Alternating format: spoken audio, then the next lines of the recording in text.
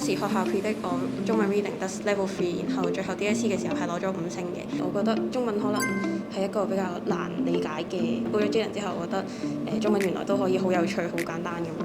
我叫林善恒，嚟自天主教培聖中學。當時學校 predict 我中文 reading 得 level 3，然後最後 DSE 嘅時候係攞咗5星嘅。中文嘅總成績係 level 4。升中6嗰陣個暑假嗰陣開始報 JW，報咗大概半年左右。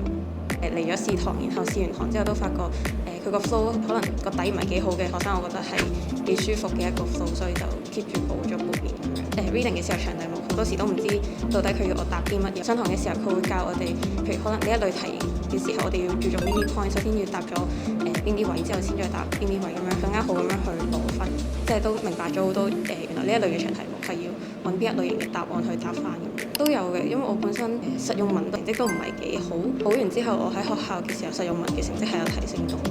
我覺得喺文言文方面係特別有幫助，因為學校嘅時候文言文可能都係單位數咁樣，但係自從補完 JLEN 之後，我雙位數嘅成績幾有趣嘅。我覺得 JLEN 平時上堂會令學生好，即係喺上堂嗰陣時唔會話跟老師喺學校上堂咁樣咁嚴肅啊咁緊張，會比較輕鬆。我覺得上堂嘅氛圍多謝 JLEN Sir 喺上堂嘅時候，即係有唔識嘅問題問佢，都真係好細心會解答我哋每一位同學咁樣。喺落咗堂之後問佢都會即係特登留多段時間咁喺度解答我哋嘅問題。多謝 JLEN。